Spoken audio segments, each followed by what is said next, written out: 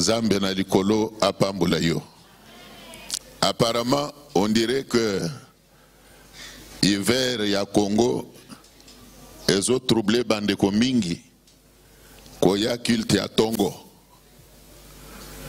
malili elanga ezo tungisa bayike baya lusambu ya tongo na ebite difficulté eza na niveau nini na niveau ya kulamuka kusukola maezate bongwe bandiko koma pasi kaka lelo banda kaleza kanangu pasi retard na kulamuka nini ezo sale retard na kulamuka omoni siko verité nde yangwa siko nazana besoin ya attention na yo pesanga vraiment attention moto nyonso siko atombo lelo ngata na ndengai tozali na kati ya molulu tobengaki marathon de prière. Thème central tolobaki ezali pourquoi ta souffrance est-elle continuelle. Lokola bongo ezali moke nalingi mbala moko naleka na kotalisa yo cœur lelo tozwa amorce eloko na kobenga délivrance des prisons sataniques. Lobana prison satanique. Nelo tozo bandelelo. Délivrance des prisons sataniques. Yande kozali wana soki esprit na yo ezali maboko ya Satan zamba kita aliberea.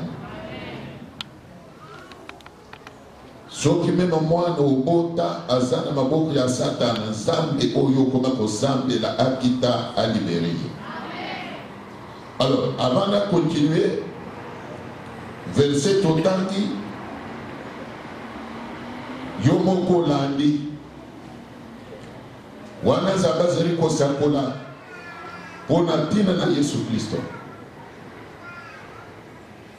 mosala Yesu ayela kina mokili. Parmi mosala Yesu ayeli na mokili Bible ezolobeka yaki pona tina ya kolibere bakangami kati na boloko. La Bible parle même de prison. Mais de quelle prison est-il question ici? Oyoki Bible ezolobe même likambo ya kasho. Kasho nini bazolobao? Est-ce que kasho ya moyo yo? Ou ezalaka na la police? De quelle prison est-il question ici? Et ce prison ya makala to ya ndolo. Prison bazali kolobela na Bible awa ezali prison satanique. Loba na prison satanique. Ndengo mona kana moyi mutu soki azali na kati ya prison, même si bakoye la kaye biloko akolia azolia bakoza la basombelie miliki ndambu ya sukali bachele na prison na tongo azala pe atana cafetière asala mwama ya moto amelalia. Mais puisqu'il est privé de la liberté, mutuana kozala toujours inquiet, mutuana kozala toujours azangesengo akozala na makanisi ebele. Mais moyen achango na misale ezalite parce que azele sika ya pasi. Prison eza sika ya pasi. De la même manière, un prisonnier satanique à cause de la peine makanisi ebele ya bien à cause de un projet ebele, il y a bien, il y a ça. Mata moko kosimba te parce qu'il est prisonnier. C'est un prisonnier. Rien ne peut lui réussir puisqu'il est prisonnier. Y a-t-il des gens qui me suivent? Un prisonnier, même si batikeli téléphone, à cause solo laka, puisqu'il y a des prisonniers, dans la prison, il y a des catégories. Papa Charles Zalia wa makambwan. Il y a des compartiments dans la prison. Okukuta ba criminel ba chaka bango côté na bango.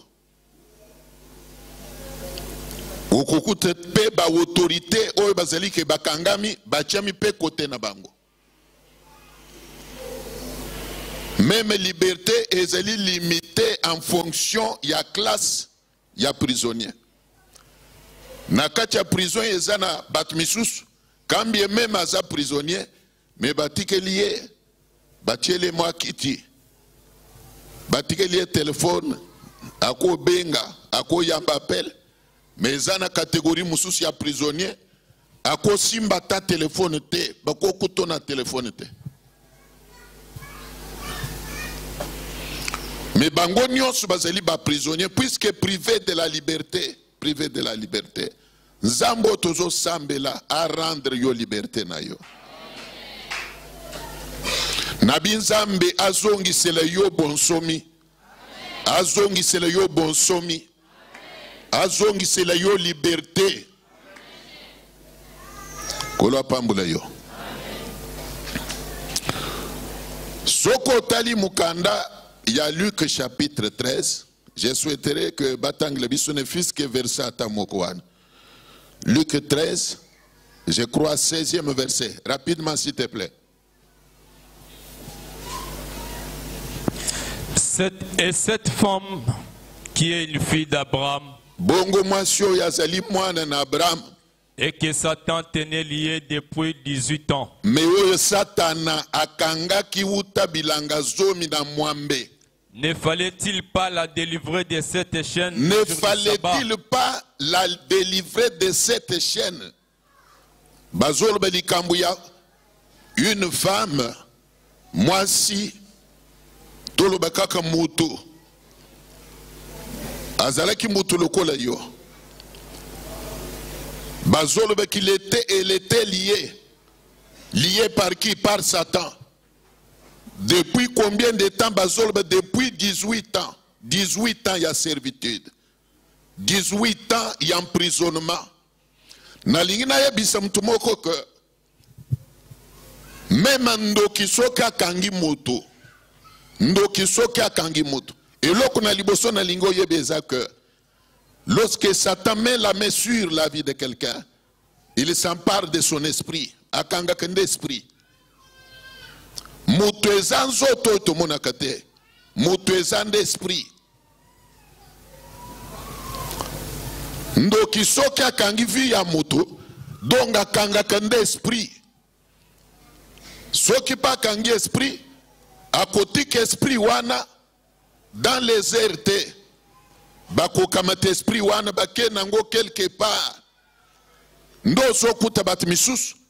Esprit na ye ezana mulangi. Ezana kacha mulangi. Ndo kokute mutu mususu. Esprit na ye bachia na kacha nzungu bafunika. Ndo kokute mutu mususu. Esprit na ye bachia na seya ye bale. Rappelez-vous. Na pesa exemple ya papa moko bayela kabiswawa. Presque mourant. Lere tozo sambe le prophète abinazo mona papoyo. Bino bomonye netawe mengana zo mona ye na se ya ebale. Ambon et du forme. En train de pédaler sur un vélo. Lere prophète azo mona moni papa ngo azo sala mutu boy. Na simana tuni po nino banda kunisa mutu. Abi makambo mwana wana lobi eza makambo na mona kana ndoto mikolonyos na ndoto. Abi olota kande nini? Na mimona que toujours na se ya ebale nazo tambwisa vélo. Là je voudrais en profiter pour dire que ndoto tolo taka ndoto wan ezaka réalité ya makambo zo le kana esprit na yo.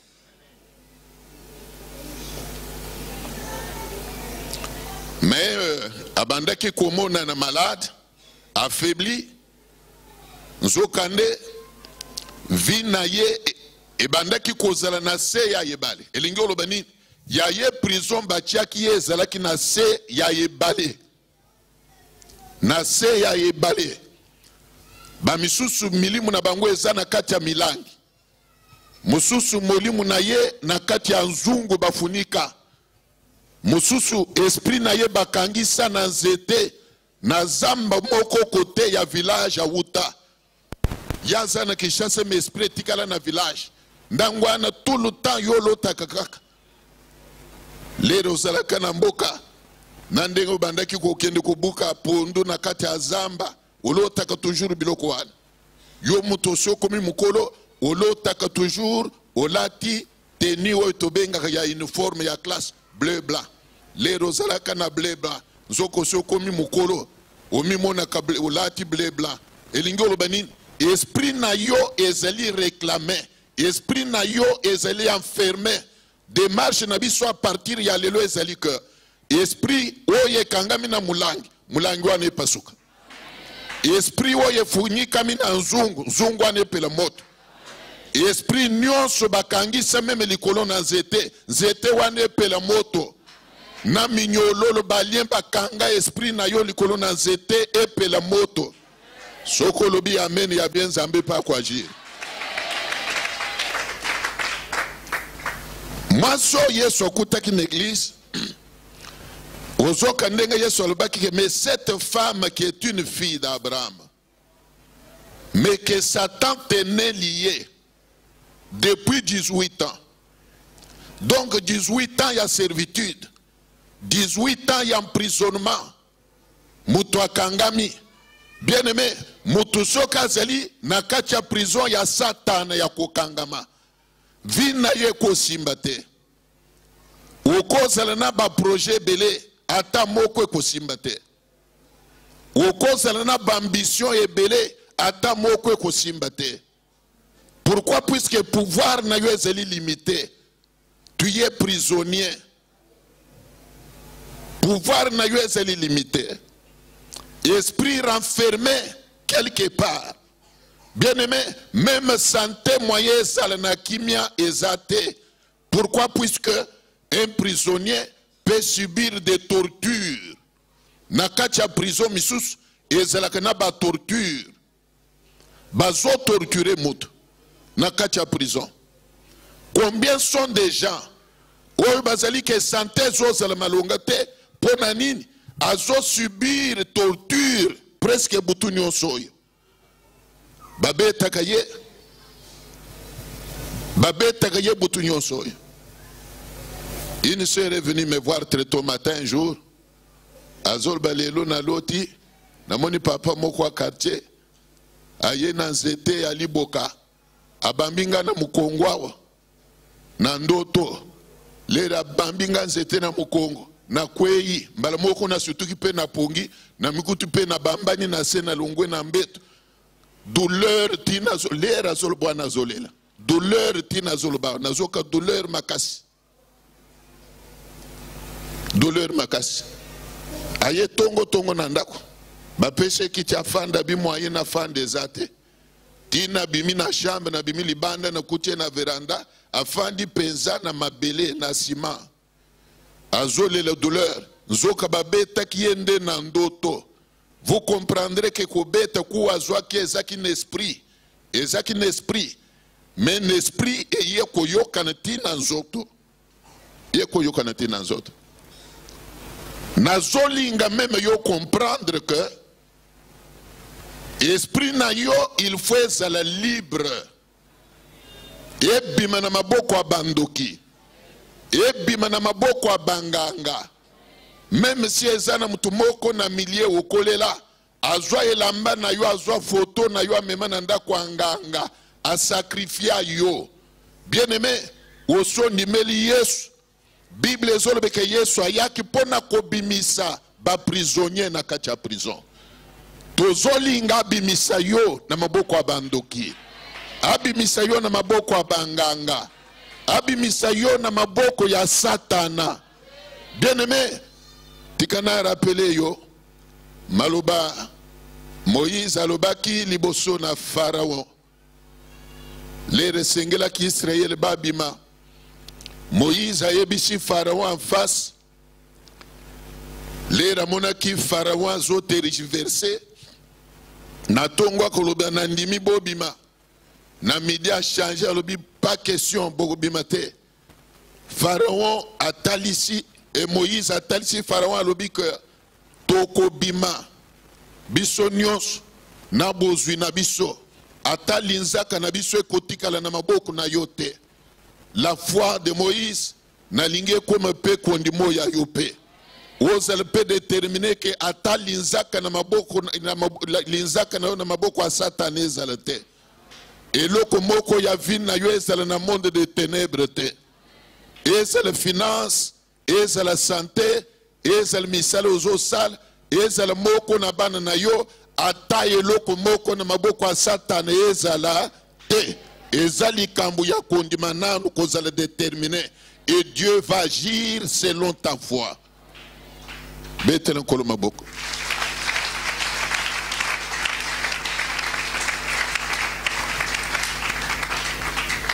Moi je suis qui lié par Satan. Et puisque nous parlons de la prison, moi je suis qui emprisonné par Satan. Heureusement pour elle, narubaki yango. Tangu Yesu akoti na église, na kati na église ndenge tozali a mutu azaka ye mokote. Batu bazalaki yebele, mais misu na Yesu eke kwe ya kaka likolo na mwasi wana. J'avais expliqué que c'est la grâce que cette femme avait trouvée devant Jésus. Même ndenge tosangani awa, nzamba sala yo pe ngolu wana. Nzamba sala yo pe grâce wana. Koya Yesu ayaki na vie ya mwasi wana ezalaki pona a recouvrer liberté abima na kati ya prison. Il était possédé, lié par Satan, mais quand Jésus est venu, d'abord il demande au chef de la synagogue azoyebisa mukolo ne yanga ne lolobi que cette femme qui est une fille d'Abraham mais que Satan tenait liée, ne fallait-il pas la libérer? Ne fallait-il pas? C'est que pour Jésus tout prisonnier satanique doit être libéré. Tout prisonnier des sorciers doit être libéré. Mukanga minyos ya buloko ya Satani fois bima. Ndozo que Bible zolve que Christ a apparu afin de détruire les œuvres du diable. Emprisonnement est appelé moko ya ba œuvre du diable. Emprisonnement. Ezamoko yabayev du diable. Bien sûr, nous parlons de l'emprisonnement satanique. Ezamoko yabayev du diable. Nous qui se kachema maboko na vie ya moto. Akokenda tie na kasho na bango. Muso akosa la kaka na mwa eloko moko boye. Ya muke nde prison na ye. Daniel s'est retrouvé dans la fosse au lion. Akangamaki abwakami na libulu na bankosi. Na kolobe que en quelque sorte ezalaki loko la prison. Daniel akutamaki na kati ya prison. Toko benga pe prison satanique parce que plan wo yememaki Daniel na libulu na nkosi, à mon avis ezalaki plan satanique. Daniel asalaki mbeba mokote. Il s'est retrouvé na kati ya libulu ya bankos alors qu'il était innocent, ni devant Dieu, ni devant les hommes. Bien-aimé, ezana batu lelo, vina bango ezana monde de ténèbres, sans que basala basalambe basongolo. Du moment où toazaki na musika na nzambe, a se retrouver pe, vina ye, bando kibache yango maboko, bamemi na monde na mulili. Ndozo mona, malgré muto akomi koya église, mais makamne ezo simbate. Malgré muto akomi pe ko sambela, mais vina yezo simbate. Puisque likamna biso ezelia, pourquoi ta souffrance est-elle continuelle? La réponse aujourd'hui est que un prisonnier ne peut pas prospérer. Un prisonnier pour prospérer doit d'abord recouvrer la liberté. Faut n'anoise délivrance. Un prisonnier ne peut pas non plus prospérer. Tu te retrouves entre quatre murs.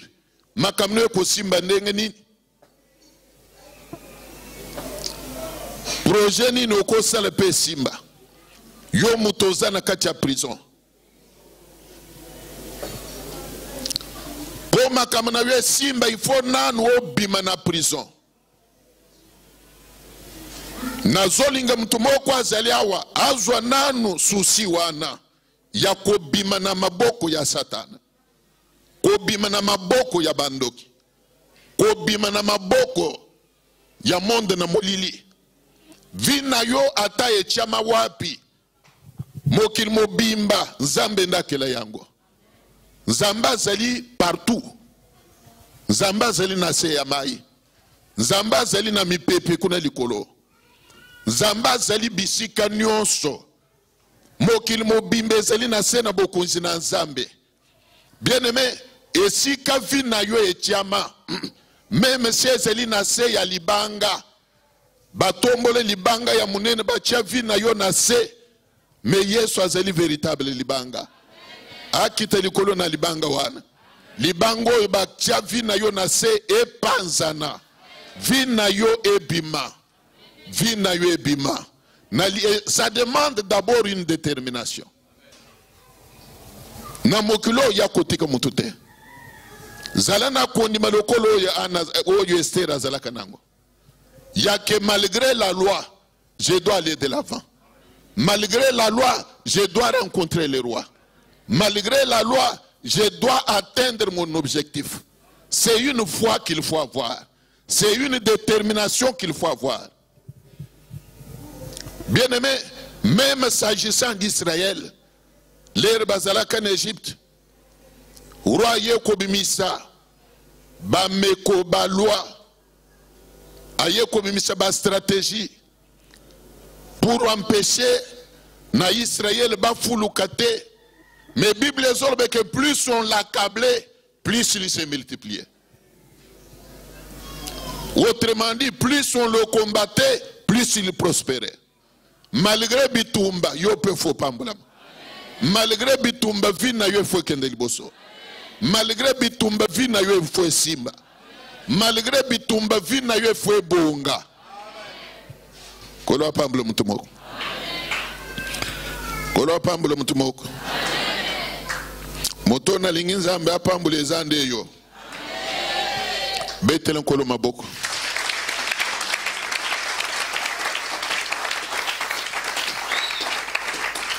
Alors, tangu Yesu asambeleli mama wana, mama yambi délivrance, ki prisonnière na yepe silimbala moko. Toko linga na musaloyo, semaine tozo banda lobi nde ya suka. Dimanche zoya ce sera la clôture. Alors, comme Bible est que vaut mieux la fin d'une chose que son commencement. Toko salaba prière ya moto moto.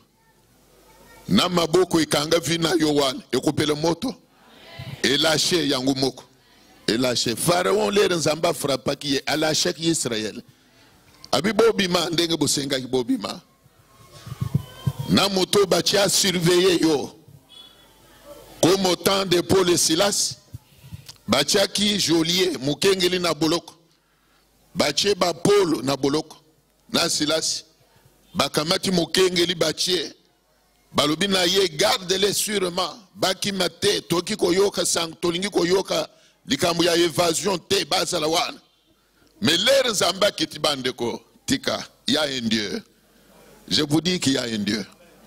Il y a un Dieu plus puissant que Satan, plus puissant que les sorciers, plus puissant que les occultistes, plus puissant que les féticheurs, plus puissant que ton ongle là, plus puissant que ta tante là. Il y a un Dieu quelque part. Pesa matona ibisayo. L'air nzamba kiti. À la suite, il y a prière. Paul Nasilas Basalaki. Tokomona yango. Il y a des vies entières qui sont jetées en prison. En prison. Ndozo mwana mutu azobundana na vie, on dirait azobundana na libanga. Zobundana na vie, mais on dirait azobundana na libanga. Prisonnier ya Satana. Ndozo mwana mutu azobundana na vie, vie ezo simba te. Prisonnier ya tata mwasi na bango. Mutu akomisa yo prisonnier na ye. Abongama, puisque Yesu azo affronté ye. Nabi muto ya komisa yo prisonnier na ye na lobi abongama. Semeno nzambe akulandela ye. Nawo yazana Kinshasa, nawo yazana soki wapi nzamba zo landela bango moko moko. Yoko tika la prisonnier ya mutu te. Yoko ze le prisonnier ya ndoki te. Yoko ze le prisonnier ya nganga te. Même si mutu akomiso prisonnier aza mama bota yo. Tika na yebisa yo abongama. Tokotele misanzambe. Alandele mutu akomisa yo prisonnier wana. Alandele ye. Akomisa yo muumbu na ye. Yakoma metre na yo. Abetaka yo lere nyos. Soka beti na panzi olamuki panzi pasi. Soka beti fimbo na mutu olamuki mutu pasi. Soka beti na likosi olamuka boy wo tension mati. Akomisa yo muumbu na ye. Soka beti comme me disait une maman. Azaki na problème ya maternité. À un moment azwa koloba na ngai ki papa ezaka ka soki nazwi mwa retard. Soki kaka na lali, ifona mona kaka mama bota ngai aye, azotu na ngai. Nini yoy? Yo bani sunzem, teoka na kiboy. Teoka na kiboy. Soki kaka loti bongo, tongo nangu ifo makilebima. Tongo nangu. Natuniye, mama, est-ce que ça demande un discernement? Ezaka biloko mususu ezo sengi discernement te? Ezo ka nangu aka polele ke, ndoki ya vi na ye, nde mama na bango. Lelo mama wana tekala kubote te. Meme ndoto ya ko ndenga bandaki ko mona wabona ka ngusute. Retard ndenga bandaki ko zoezo bebe wana azwa ka nguli susute. Ti kangama. C'est que mama na bango nde atia ye na prison. Akamata ya ye ba na emprisonné. Tia bango na prison soki ya kasapa. Tia bango na prison.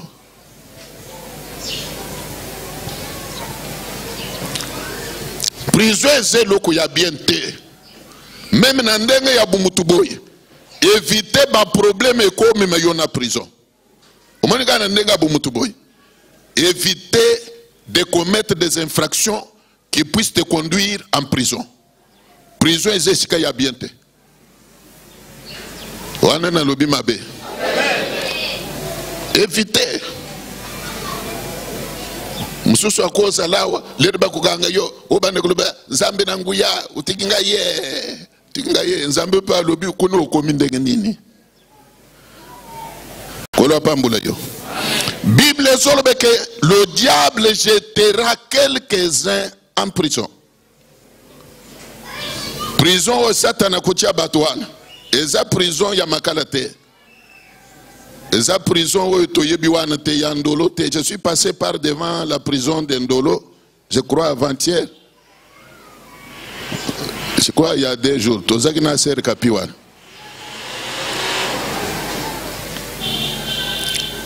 Nakuti na porte ya prison, basoda bande basimika minduki boy. Simbi boy.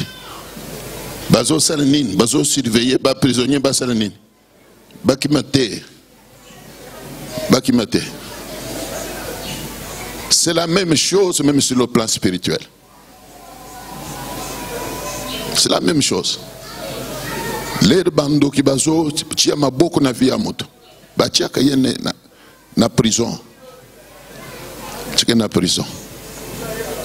Ndoko mona kameme na ndoto na yo lo taka kozumi mona na se ya mai ozo nager na se ya mai ozo nager. Na tangu na moyawa oyebi ko nager te. Mais nandoto onajaka kaka. Kotuli onajaka lero lota kozo nager onajaka kuleka batu nyonso.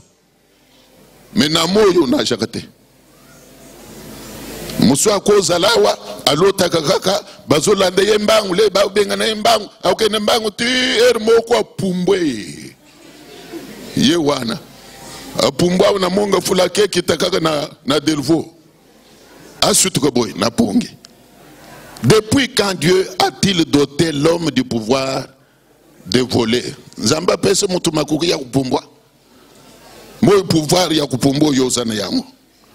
Ce n'est pas la chair qui s'envole, mais c'est l'esprit. C'est l'esprit. C'est l'esprit. Une sœur m'a dit que Nandoto naye alota kakaka azo sukola sani. Zo sukola sani. Soka sukoli apangwisi. Abandi kunyika banzungu. Abindoto wane se repeta mingi. Chaque semaine fona lota kakabongo. Nakotuno mutuna.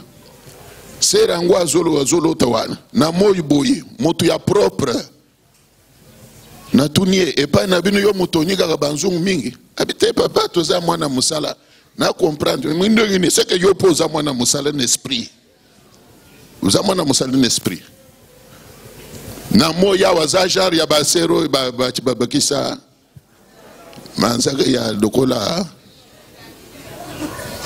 milai wana tia zolo bwana Natalie na manzaka ango ndesika na tuna yo sukola ka unyika wasanyi na moye abite papa toza mwana musala mais suko yo dans la chair anyika wasanyi te mais na pongi anyika kasanyi na banzungu elingi oloba nini esprit na ye est emprisonné aza domestique spirituel nabite soko zo comprendre domestique spirituel. Domestique spirituel. Esclave spirituel. Esclave spirituel bazalaka. Mais un esclave ne peut pas prospérer. Un esclave ne peut pas non plus aller de l'avant. Moumbu, mais ya molimu.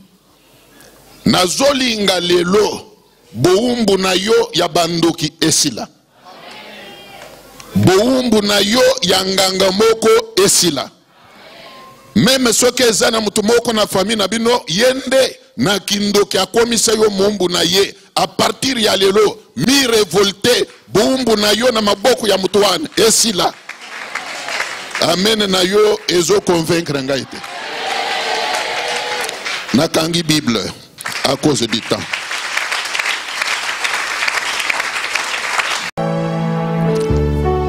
Ozo sambe la kobele la Yesu Masia, c'est tout ce que tu vas demander. Bible lobi que oyo soit kobele la kombo nankolo akobika. Na kolimbate toujours kotali église que délivrance mutwasala kayango ezanzambe. Okotombola ya yo mongongo avec tous les sérieux possibles pona kosenga nzambe oyo yondimela akitana vina yo. Abimisa yo na manzaka ya satana tosambeli na kombo na nkolo Yesu.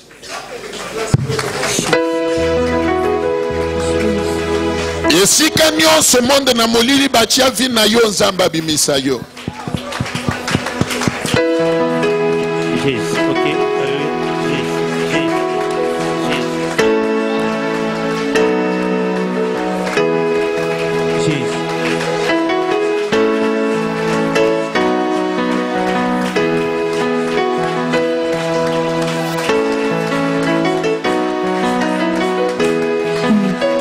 Soki na pesi bomoi na ngai tepa na yo nako pesa na nani. Soki na pesi bomoi na ngai tepa na yo nako pesa. Ay Yesu ay Yesu ay Yesu